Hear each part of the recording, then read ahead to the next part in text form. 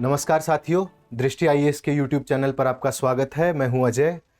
Shakespeare ने कहा है कि what's there in a name, यानी कि नाम में क्या रखा है। लेकिन कई बार कई नाम इतने महत्वपूर्ण हो जाते हैं कि वो मायने रखना शुरू कर देते हैं। वो न सिर्फ इतिहास को बनते हुए देखते हैं बल्कि खुद इतिहास होते हैं और एक देश के लिए उतने ही आवश्यक होते हैं।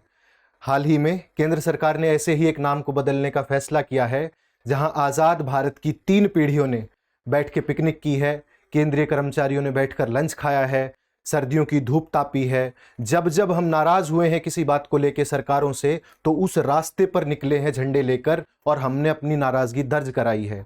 जब भारत में जश्न का माहौल होता है तो लोग तिरंगा लेकर उस रास्ते पर निकलते हैं, अपनी खुशी का इजहार करते हैं। और ऐसी ही एक सड़क का नाम सरकार ने बदलने का फैसला आज कर लिया है, जिसका कल प्रधानमंत्री जी उद्घाटन करने वाले हैं। आज के इस इन न्यूज कार्यक्रम में हम बात करेंगे राजपथ से कर्तव्य पथ की, यानी जो फैसला सरकार ने लिया है राजपथ का नाम बदलने का, उसकी हम बात करेंगे।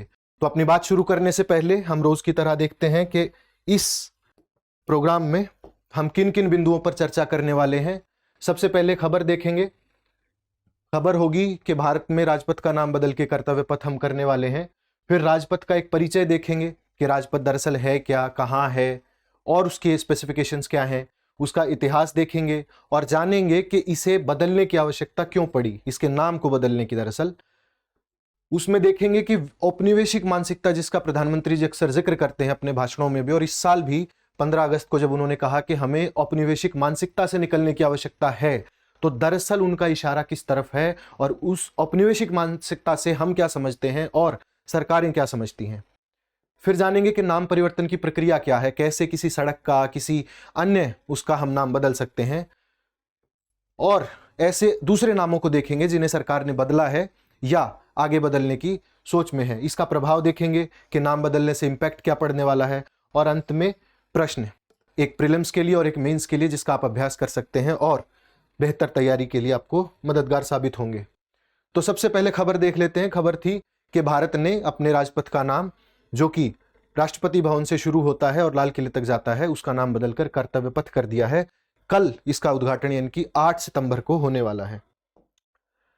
राजपथ का परिचय देखते हैं। राजपथ, जैसा मैंने आपको बताया, कि राष्ट्रपति भवन से निकलकर इंडिया गेट तक जाने वाली 3 किलोमीटर लगभग लंबी एक स्ट्रेच है, जहां पर हम अपनी 26 जनवरी या गणतंत्र दिवस की परेड आयोजित करते हैं हर साल।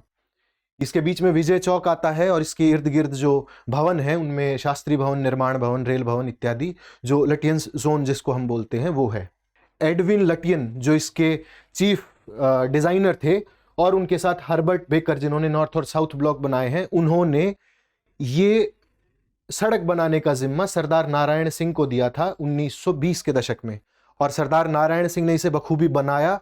इन्होंने पहली बार बिटुमिनस का प्रयोग किया सड़क बनाने के लिए। नीचे पत्थर डाले गए और ऊपर, जिसे आज हम चारकोल बोलते हैं या बिटुमिनस जिसे लोग ज्यादा समझते हैं, उसका प्रयोग किया। और भारत में आज तक, पिछले दशक तक, ऐसी सड़कें गांव में बनाई जाती रही हैं। आजकल तो कंक्रीट की सड़कें बनने लग गई हैं, लेकिन 10 साल पहले तक इसी पद्धति से हम सड़कों का निर्माण करते थे। पत्थर, फिर उसके ऊपर रेत और उसके ऊपर बिटुमिनस, चारकोल, ये सब डाल के, जिससे ध्वनि प्रदूषण भी कम होता था और साथ ही वो ड्यूरेबल भी ज्यादा होती थी। इसका एक उदाहरण देख सकते हैं हम सरदार नारायण सिंह की राजपथ से। इतिहास देखते हैं। इतिहास शुरू होता है 1911 से, जब कलकत्ता से उठकर राजधानी भारत की दिल्ली आती है और सरकार अपने एडमिनिस्ट्रेटिव काम करने के लिए एक ऐसा खाका तैयार करना चाहती है जहां से वो इंडिया को रूल कर सके।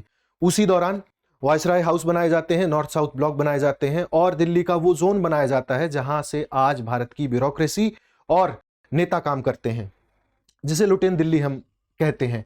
तो 1911 में जब भारत की राजधानी कलकत्ता से दिल्ली आई, तो पर्सिवल स्पीयर ने इन सड़कों को नाम दिया, जैसे शाहजहां रोड हो गया, अकबर रोड हो गया, पृथ्वीराज रोड, या राजपथ की बात करें, इससे पहले उन्होंने, पर्सिवल स्पीयर ने, इसे किंग्सवे नाम दिया था। जॉर्ज पंचम के स्वागत में जब दिल्ली दरबार लगा था तो इसे किंग्सवे नाम दिया गया था। उसके बाद जब भारत आजाद हुआ तो 1961 में भारत सरकार ने इसका नाम बदलकर राजपथ कर दिया था। लेकिन समस्या यह हुई कि राजपथ दरअसल किंग्सवे का हिंदी रूपांतरण ही है, उसका ट्रांसलेशन ही है। तो मौजूदा दिक्कत यहीं से शुरू होती है कि हम एक ऐसी औपनिवेशिक मानसिकता से निकलेंगे जो किसी राजा के सम्मान में हमने नाम रखा था उसको बदलेंगे, और बदलकर राजपथ नहीं, सिर्फ उसका ट्रांसलेशन नहीं, बल्कि कुछ ऐसा रखेंगे जिससे देश को पता चलता रहे कि दरअसल जो सबसे महत्वपूर्ण लटियन दिल्ली की जो सड़क है वो उसका प्रतीकात्मक अर्थ क्या हो। पर्सिवल स्पीयर के बारे में थोड़ा सा जानते हैं। ये 1924 से 40 तक इतिहास के प्रोफेसर रहे स्टीफेंस कॉलेज में, जिसे आज आप बेहतरी से जानते होंगे। उन्होंने बहुत सारी किताबें भी लिखी। 1940s में रिटायर होने के बाद और भारत से जाने के बाद उन्होंने अपने जो कार्यकाल था भारत में और जो उन्होंने यहाँ से सीखा, जो रिसर्च करी, उसके ऊपर उन्होंने किताबें लिखी। India, Pakistan and the West 1949 में। 51 में उन्होंने लिखी ट्वाइलाइट ऑफ द मुगल्स। ये मुगल इतिहास के बारे में है, जब भारत में अंग्रेजी राज स्थापित हो रहा था और मुगल्स जा रहे थे, तो उस संध्या काल को इन्होंने कहा ट्वाइलाइट ऑफ द मुगल्स, यानी कि जाते हुए मुगल्स, आते हुए अंग्रेज। फिर द हिस्ट्री ऑफ इंडिया 1966 में 2 भागों में इन्होंने लिखी। मैंने आपके लिए उसके बुक का कवर पेज लगाया है, देखिए, history of India, 2 volumes, Percival Spear. आप अगर पढ़ना चाहें तो पढ़ सकते हैं इसको, बहुत शानदार किताब उन्होंने लिखी है। हालांकि पर्सपेक्टिव उनका है, वो अपने हिसाब से, अपने चश्मे से इतिहास को देखते हैं, तो उसी नज़र से इन्होंने हमें भी दिखाया है। बहरहाल आप उनका नजरिया जान सकते हैं कि अंग्रेजों का दरअसल नजरिया क्या रहा होगा उस वक्त। अब बात करते हैं कि इस बदलाव की आवश्यकता क्यों पड़ी, क्या जरूरत आन पड़ी थी कि एक अच्छे खासे नाम को, जो इतने सालों से चला आ रहा है, कम से कम 7 दशक से तो आजाद भारत में जिसका नाम चलता है, उसे क्यों बदला गया, ये जानते हैं दरअसल। तो भारत ने फैसला किया था कि हम सेंट्रल विस्टा पुनर्विकास परियोजना बनाने वाले हैं, जिसमें भारत का एक ट्रायंगुलर जो नया संसद भवन बन रहा है, उसकी परियोजना का हिस्सा ही है ये राजपथ का नाम परिवर्तन, जिसका प्रधानमंत्री जी कल 8 सितंबर को उद्घाटन करने वाले हैं। और सरकार का कहना है कि इससे भारत को अपने मानसिक उपनिवेशीकरण में मदद मिलने वाली है। जो भारत अपनी मानसिकता से उपनिवेशीकरण को नहीं निकाल पा रहा है, उस तरीके से रहन सहन, पहनावा, अंग्रेजियत और जो सारी चीजें उनको अपने से बेहतर मानने की जो प्रवृत्ति है, उसे मानसिक उपनिवेशीकरण सरकार कहती है। और उनका मानना है कि इसी को मिटाने के लिए हमें भारत में राजपथ का नाम बदलने की आवश्यकता है। इसके अलावा आप यहां देखेंगे जो कैनोपी है, उसमें किंग जॉर्ज द 5th का स्टैचू था, पहले छोटा स्टैचू था, लेकिन अभी 28 फीट का नेताजी सुभाष चंद्र बोस का स्टैचू भारत सरकार इसमें लगाने वाली है, जो दिखाता है कि हम अपनी पुरानी कड़ियों को छोड़कर आगे बढ़ना चाहते हैं और भारत के आज़ादी के 75वें वर्ष यानी कि आज़ादी के अमृत महोत्सव में हम अपनी जो कॉलोनियल लेगेसी है उसको छोड़ना चाहते हैं, कॉलोनियल पास्ट को छोड़ना चाहते हैं। औपनिवेशिक मानसिकता की बात करते हैं कि औपनिवेशिक मानसिकता दरअसल है क्या, जिसका भारत सरकार और अन्य जो संगठन है वो बार बार जिक्र करते हैं कि भारत को उससे बाहर निकलने की आवश्यकता है। देखिए, अगर मोटे शब्दों में इसको समझेंगे तो ऐसे कह सकते हैं कि हर वो चीज़ जो भारतीयों को और भारतीयत को अंग्रेजियत से नीचा दिखाती है और ऐसी मनस्थिति पैदा करती है, वो औपनिवेशिक गुलामी है, वो औपनिवेशिक मानसिकता है। और उससे बाहर निकलने के लिए हमें बहुत प्रयास करना होगा, यानी कि अपने ऊपर किसी अन्य क्षेत्र विशेष के लोगों का या किसी अन्य प्रजाति का आधिपत्य स्वीकार करना मानसिक रूप से औपनिवेशिक मानसिकता के अंतर्गत आता है। अगर इसको एक उदाहरण से समझने का प्रयास करें, जैसे अंग्रेजों ने बंगाल से भारत का कॉन्क्वेस्ट शुरू किया, भारत विजय फतेह जो आप कहें वो शुरू करी, लेकिन बहुत सारे ऐसे इलाके थे जिनको अंग्रेज कभी नहीं जीत पाए। अगर उन्होंने क्षेत्र को जीत लिया लेकिन लोगों को नहीं जीत पाए वो फिर भी। जैसे मसलन भारत के कई ऐसे क्षेत्र हैं, उत्तर भारत के कई ऐसे क्षेत्र हैं जहां पर लोगों को अंग्रेजी कम आने या ना आने की वजह से आज भी चढ़ाया जाता है कि आपको बहुत कम अंग्रेजी आती है या आप अंग्रेजी में उतने सहज नहीं हैं। कई बार लोगों से कहा जाता है कि आप ऐसा क्यों पहनते हैं, भारतीय क्यों पहनते हैं, मान लीजिए धोती, पगड़ी या कुर्ता, अन्य जो पैराहन हैं भारत के, जो पुराने पैराहन हैं, अगर उनका आप प्रयोग करते हैं तो लोग कहते हैं कि नहीं, आपको ऐसा नहीं पहनना चाहिए, आप थोड़े मॉडर्न हो जाइए। तो जो मॉडर्न की परिभाषा है हमारे शब्दों में, वो दरअसल औपनिवेशिक गुलामी है, क्योंकि भारत में जिस पहनावे की आवश्यकता है वो पहने हुए हैं। लेकिन अगर हमें कहीं लगता है कि नहीं ये पहनावा गलत है, तो वो हमारी औपनिवेशिक मानसिकता का परिचायक है। और ये जो मानसिकता है, इसे कल्चरल रेजिस्टेंस भी हम कह सकते हैं। जिन इलाकों को अंग्रेज नहीं जीत पाए बहुत पहले, उत्तर भारत के जिन इलाकों की मैं बात कर रहा हूं, आप समझ गए होंगे कौन से इलाके, उनमें अंग्रेजियत को स्वीकार नहीं किया गया, अंग्रेजी को स्वीकार नहीं किया गया एक भाषा के तौर पर। उन्होंने अपनी बोली को स्वीकार किया, वो अपनी बोली में बोलते हैं, अपना पहनावा पहनते हैं। तो दरअसल अंग्रेजियत को स्वीकार न करना भी अंग्रेजों के खिलाफ एक रेजिस्टेंस का प्रकार था। लेकिन समय के साथ ये हुआ कि वो लोग भूल ही गए कि वो रेजिस्ट कर रहे हैं, और जब अपने विकास की बात आई तो भी उन लोगों ने उस भाषा और उस संस्कृति को रेजिस्ट करना शुरू कर दिया, जिससे शायद वो थोड़े से समय के साथ साथ पिछड़ते भी गए। इसमें बहुत सारे संगठन हैं जिन्होंने लगातार काम किया, जो लगातार बताते रहे कि नहीं, ये आपकी मानसिकता नहीं होनी चाहिए, आपको भारतीय संस्कृति के प्रति और ज्यादा जागरूक होना चाहिए। ऐसे बहुत सारे क्रांतिकारी भारत में आजादी के बाद भी पैदा होते रहे, जिन्होंने लगातार बताया कि आपको भारतीय संस्कृति से कैसे मदद मिल सकती है इस प्रकार की मानसिकता से निकलने के लिए। बहुत सारे ऐसे व्यक्ति हुए जिन्होंने अपने जीवन खपाए इस प्रयास में कि भारत इससे बाहर निकल पाए। बहुत सारे लेक्चर्स उन्होंने किए, किताबें लिखी, जाके लोगों को बताया, सेमिनार्स किए। लेकिन कहीं ना कहीं उनके प्रयास कम रह गए समय के साथ, क्योंकि भारत की जो शिक्षा स्तर था वो उस वक्त इतना नहीं था जितना आज के समय में हम कह सकते हैं। फिर हमने क्षेत्रों की बात की, समाजों की बात करी। वो समाज उस औपनिवेशिक मानसिकता को स्वीकार कर चुके हैं, बहुत बहुत गूढ़ता के साथ स्वीकार कर चुके हैं कि एक अच्छा तरीका, एक अच्छा रहन सहन सिर्फ अंग्रेजियत का रहन सहन है, एक अच्छा पहनावा सिर्फ सूट बूट का पहनावा है, एक अच्छी बोली सिर्फ अंग्रेजी की बोली है, और हम सुपीरियर नहीं है, हम इन्फीरियर हैं, वो लोग सुपीरियर हैं, ऐसा मानना ही औपनिवेशिक गुलामी है। इसी से बाहर निकलने की बात की जा रही है। जीवन शैली, बोलचाल, पहनावे की हम बात कर चुके हैं कि किस प्रकार ये परिचायक होता है। रेजिस्टेंस का पार्ट भी कई बार कल्चरली होता है कि आप हमेशा भाले, छुरी, तोप, बंदूक लेकर के किसी से नहीं लड़ सकते। अगर आप उसको स्वीकार करने से मना करते हैं, उसकी संस्कृति को स्वीकार करने से मना करते हैं।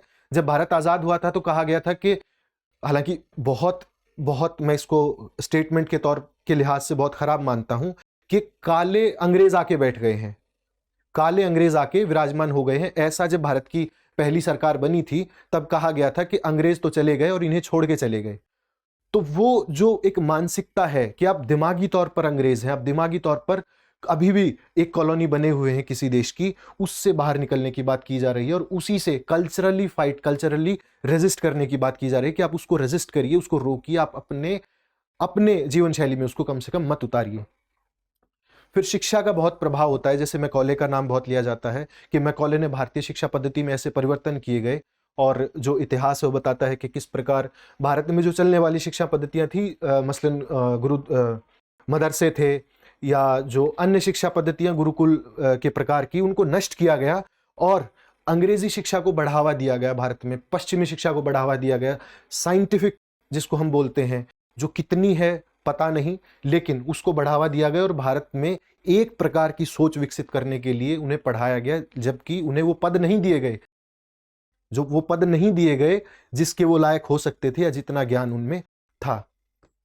यही दरअसल औपनिवेशिक मानसिकता है, और इसी के लिए सिर्फ इसी के लिए भारत सरकार अब राजपथ का नाम परिवर्तित कर रही है कि हमें वो सारी चीजें बार बार हॉन्ट ना करें, बार बार याद ना आए जब जब हम उस सड़क से गुजरे कि ये सड़क जॉर्ज द फिफ्थ के लिए बनाई गई थी, उनके स्वागत के लिए बनाई गई थी, और ऐसा ऐसा ऐसा, इस तरीके की चीजें ना भारत के मनस में आए।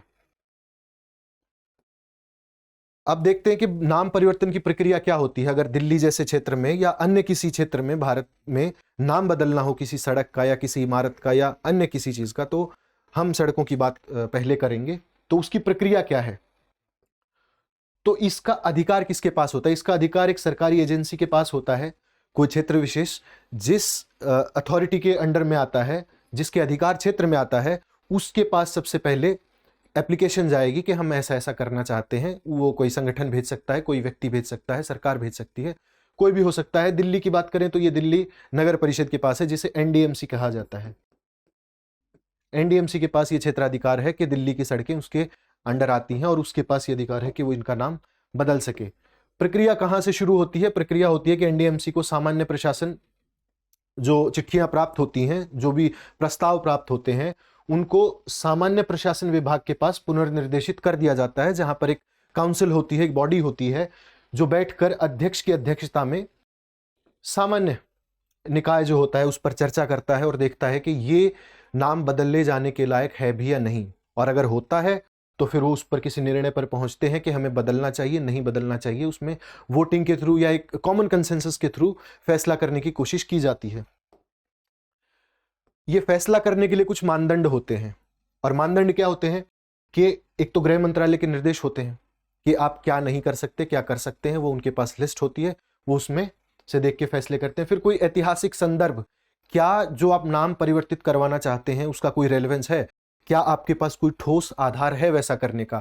अगर ऐसा है तो आप अपनी याचिका में लिखिए, आप बताइए कि ऐसा ऐसा ऐतिहासिक संदर्भ है, ये व्यक्ति यहाँ पैदा हुए या इस व्यक्ति का यहाँ बहुत योगदान था और ये इसलिए महत्वपूर्ण है, इसलिए हम इसका नाम बदलना चाहते हैं, तो वो बदल दिया जा सकता है। ये उसके लिए एक मानदंड स्थापित है।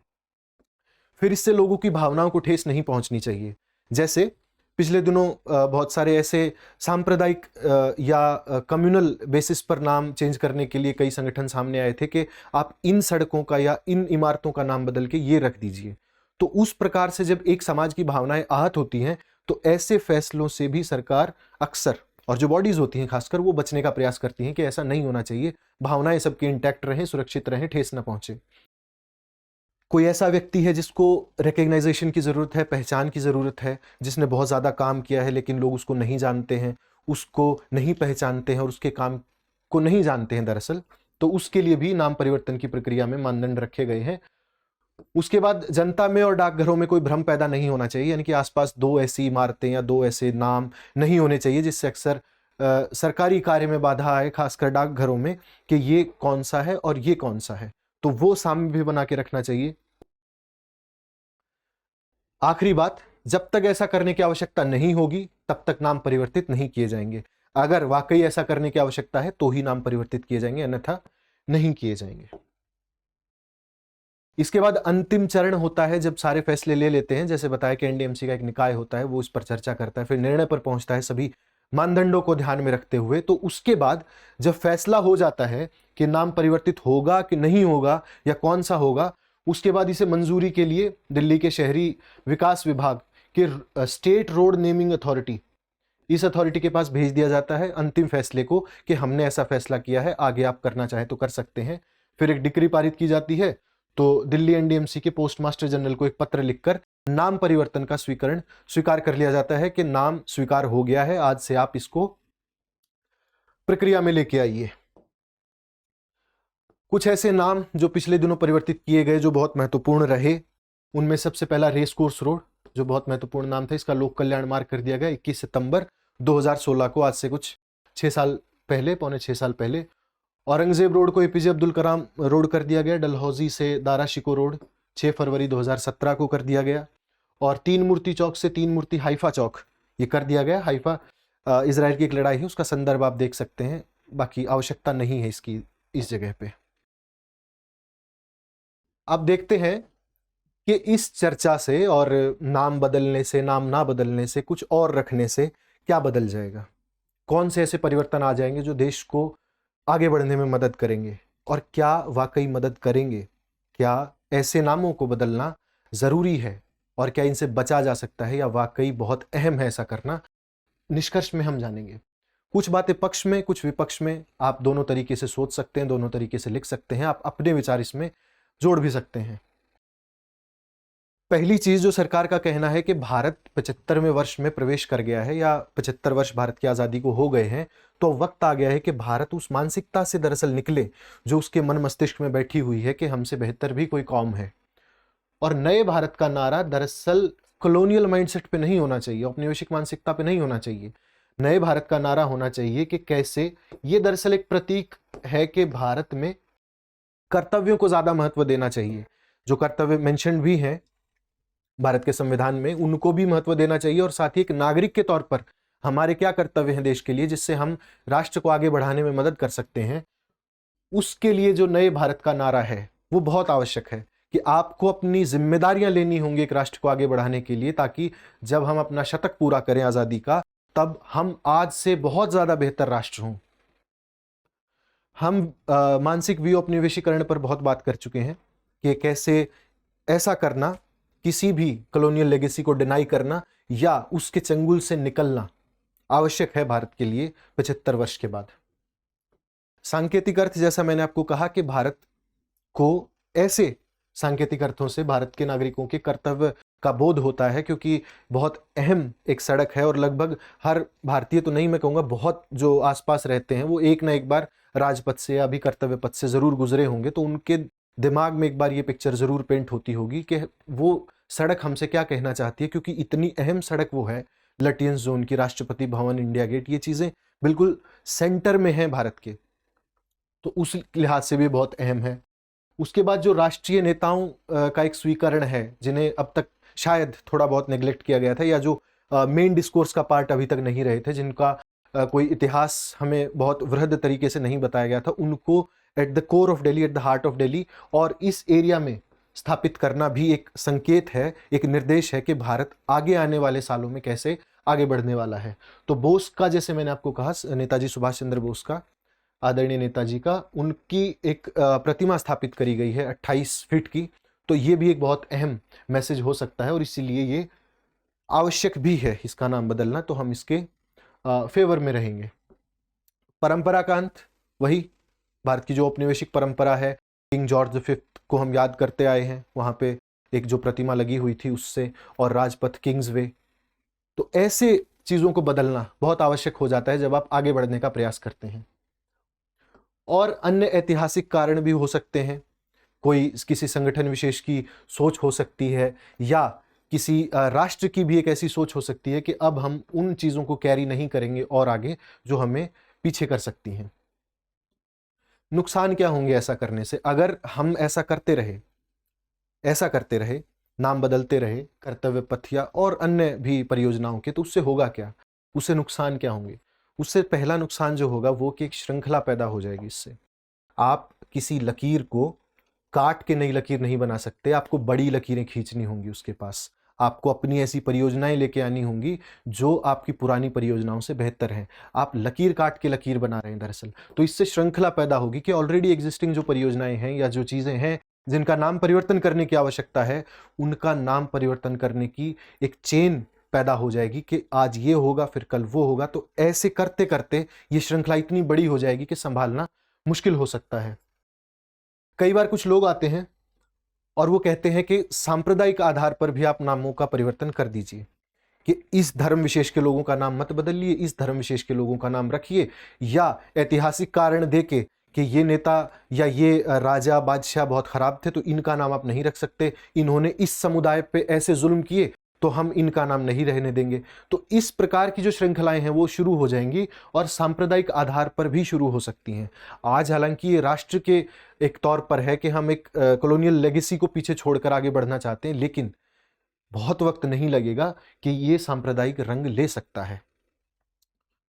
उसके बाद एक अंकित इतिहास होता है हर चीज का।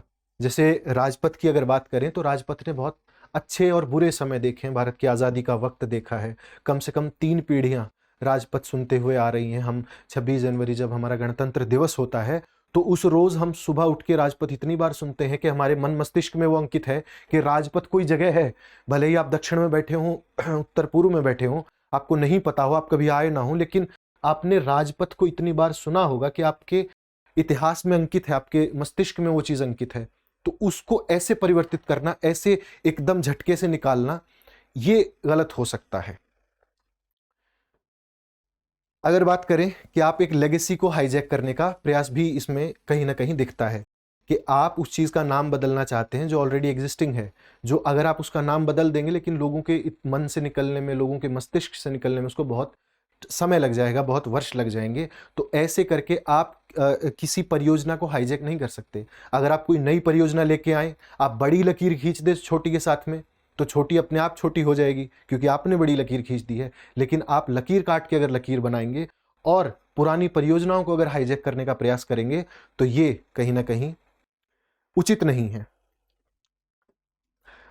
अब इसमें एक बात और है, सरकार कहती है कि हम औपनिवेशिक मानसिकता से निकलने का प्रयास कर रहे हैं और देशवासियों को निकालना चाहते हैं, लेकिन जिस सेंट्रल विस्टा परियोजना, पुनर्निर्माण परियोजना का ये हिस्सा है, राजपथ का पुनर्नामकरण, उस सेंट्रल विस्टा परियोजना का जो आर्किटेक्चर है, जो उसका डिजाइन है, वो हमने आज भी अंग्रेजी आर्किटेक्चर से कहीं ना कहीं लिया हुआ है। तो ये विडंबना ही कहेंगे कि आप जिस मानसिकता से निकलने का प्रयास कर रहे हैं, आपका जो बीज रूप में जो संसद भवन आप शुरू से शुरू कर रहे हैं, उसका डिजाइन तक आपने औपनिवेशिक रखा है। क्या भारत में डिजाइन नहीं थे, या ये कह सकते हैं कि क्या भारत के डिजाइन्स को तरजीह देना, न तरजीह देना, क्या औपनिवेशीकरण मानसिकता नहीं है? तो इस विडंबना की हम बात करते हैं जो निरंतर चलती रहती है।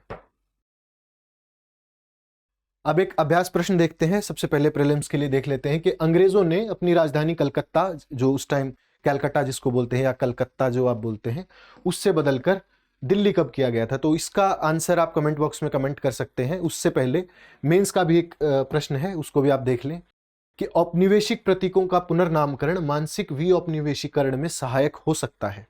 ये कथन है। हमने जो आज चर्चा की, उस चर्चा से आप इसको हल कर सकते हैं, उस चर्चा से आप बहुत कुछ निकाल सकते हैं, अपने पॉइंट से इसमें ऐड कर सकते हैं और लिख करके देख सकते हैं, प्रयास कर सकते हैं इस प्रश्न का। आपको ये कार्यक्रम कैसा लगा? अपनी राय, सुझाव, प्रतिक्रियाएं कमेंट बॉक्स में कमेंट जरूर करें, हमें सुझाव दें। आप सभी का बहुत बहुत धन्यवाद। मिलते हैं अगले इन न्यूज़ कार्यक्रम में।